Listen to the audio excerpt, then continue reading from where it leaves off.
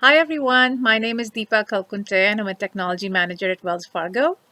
My mentee's name is Victoria Ho and she's a seventh grader at Thomas Russell Middle School, Milpitas. We've been having remote mentoring sessions since January, since I live in Richmond, Virginia. Victoria has a special passion for connecting kids, families, and the elderly, and it was shaped by her own experience, and she designed the website and worked very hard to make it meaningful and usable. She's also learned the basics of Python, creating a very popular game. Victoria is a sharp thinker and a quick learner, which made my mentoring sessions with her a pleasure. And here she is to present her wonderful project to you. Good evening. I'm Victoria Ho, and I'm taking one step as a girl in the hope to be the part of the giant leap that is womankind. First, I'd like to thank all of the awesome mentors out here today for being the most amazing superwomen during this time of crisis. Magic has been such a huge journey for me, and I'm so glad that these ladies were a part of it. To have the chance to reach into a subject that mostly boys have been involved in is huge for me. In regards to Deepa, let's just say that patient is an understatement. Extra time and extra days, endless repetition of the same things over and over, last minute questions. I think I've given her enough trouble. Thanks a whole lot, Deepa. You've taught me HTML, CSS, Python, and so much more. I think having me to take care of would be a lot more draining than the usual crossword, tennis match, and fat novel all put together. Now, ever since I could understand the human language, my dad has been telling me if there's a problem, solve it. There's no shortcut, no secret, just that. So I asked myself, will I watch as millions of grandparents and their grandchildren slowly drift away from their families one by one? Will I watch as other people produce amazing things with Python while I am totally jealous on the sidelines? Okay, so the second one isn't so important, of course, but what I mentioned, they're problems. And if we don't make them go away, they're going to weigh us down until we are so overridden by problems we cannot emerge. So by asking myself how I can benefit the senior community, I hope to take this a small part of this huge weight off humanity's shoulders. With Deepa's help, I have put together a website with the main focus of guiding children, their parents, and their grandparents into a healthy, lasting relationship that will give them a place of comfort, especially now that the world has been turned upside down. This website has harnessed my interest in the careers of geriatricians, the life of the elderly, and their relationships with others into something closer to my end goal. Now I have finished my homepage, I have finished the blog page, and I have even included some exclusive pages too. Putting that aside, I'm excited to share some new information about the latest project Deepa and I have dived into, the magic of Hangman. After HTML and CSS, I was looking for something even more challenging and modern, putting my love for being frustrated with myself in technology and learning new codes. I liked I decided to steal an idea for magic and decided to create the most magical hangman game you have ever seen. Actually, Deepa came up with the idea and guided me to see that no, I would not get to bring a Python home and stick a computer chip in it, but that Python, the code language, is a fun way to play with computers. As she continued to teach me, I gained basic Python skills that allowed me to build my game. Eventually, I got very comfortable using GitHub and Idle, which I used to run my code. In the beginning of the program, I was super confident in my perseverance skills, but this project tested me in every way. Debugging was a huge challenge, but with a mentor like Deepa backing you up, anything is possible. See, I'm here talking about how awesome I am right now instead of hiding in a closet trying to find a file in my terminal, and that is an achievement in itself. All in all, my magical experience has been incredible, but here are the highlights. It wasn't much, but when I learned how to make my first blog page on my website, I was so excited to see all the colors and fonts. That brings me to the next highlight.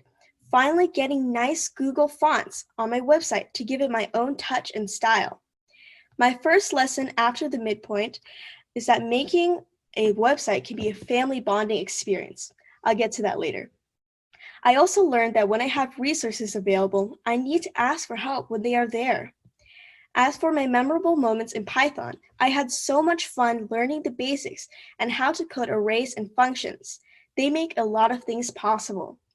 Working with Python has taught me that coding takes planning and creativity to come with something that is exciting to an audience. Debugging my code helped me grow my patience and perseverance skills. Moving on to my first demo, I would like to present my progress on my website. My previous website on Wix provided a layout for what I have made. I have attached my work to GitHub, where once my changes are committed, I can click on my publish link and access my actual website. There's the home page, the page where kids are educated about their grandparents' conditions. For kids, the blog helping parents overcome their trouble, blog, and fun stuff for the grandparents to bond over with their grandkids. Beginning on the homepage, we can see a lot of cool features, from the exclusive story to the simple-looking social media bar on the bottom. That simple social media bar gave me so much trouble, I had to drag my uncle over to my house so that our entire family could work it out together. Even my cousins all the way in Germany were called on. That's just one beautiful way we can harness the power of technology to bring our families together. But please, don't put tiny, impossible to find bugs in your code on purpose, just to get the technology engineering part of your family to pay attention to you. It works, but then you'll get them haywired. Get it? Actually, technology jokes are something I had in mind for either the For Kids or the Fun Stuff page. My little brother loves jokes, and my Opa loved to make them too. I can still hear him making a fuss about the terrible tree in our backyard. If that Shin doesn't trim that tree, who knows what it's going to do? First their house, then the world. Oh well, for now it's a blank page, but I know it has the potential to become a real showstopper. On my blog page, I have laid out a simple article display that showcases each of the articles I have worked on. So far, I only have one article, but I am currently writing something new for next week. My work on the Sandwich Generation article actually was the origin of the theme for my entire website. That's my website, and I can't wait to see what comes next. Creativity awaits. I would now like to present my Hangman Python game. Here, I go through the code before showing the end product. Hangman is actually a very simple game involving a combination of arrays and functions. The Hangman pictures are a creative mashup of slashes, dashes, and a head made up out of a zero. Because clearly, the Hangman is quite the dummy if he got into that much trouble. Anyways, once I run the game, it will send up a prompt asking me to either guess a letter or the entire word. Here's a secret. One of the best strategies in Hangman is to begin guessing using vowels, because they are in most words. Now, if I guess correctly, the Hangman is one step closer to being saved. If I guess incorrectly, the Hangman is one step closer to heaven, if he's lucky. But if I guess the same letter again, my guess will be invalidated. I will have 6 tries plus the amount of letters in the word. You might think that the game is easy because there's an ordered list in words.py, but I have also told the computer to make a random choice, so even I have no idea what comes next. Look as my beautiful letters fill in the blanks above.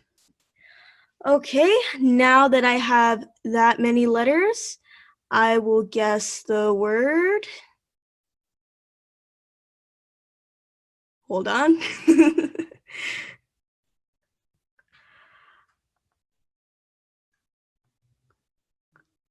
Okay, now I will guess the word mermaid. In the end, we see that the Hangman is saved.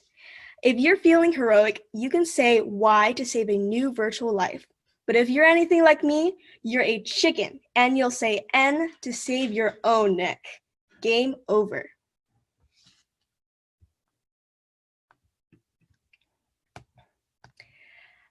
In the near future, the Magic community has been a supportive, incredible group of people to me during this techno trek, and I couldn't have asked for anybody better.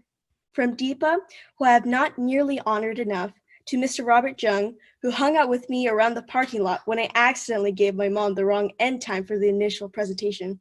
It was her fault, by the way. There's an endless list of people who I owe a lot to. Thanks to them, I am continuing my journey when I add more pages to my website, merge my projects once I upload a dictionary to Hangman, and as I attend my ID Tech coding apps with Java using my $1,500 scholarship from them this summer. In fact, just my part in this Magic community was enough to convince them to let me in. In the end, I can't express my gratitude in a way fancy and celebratory enough. For now, I can only wish you good luck as we approach the end of just the beginning. Thank you.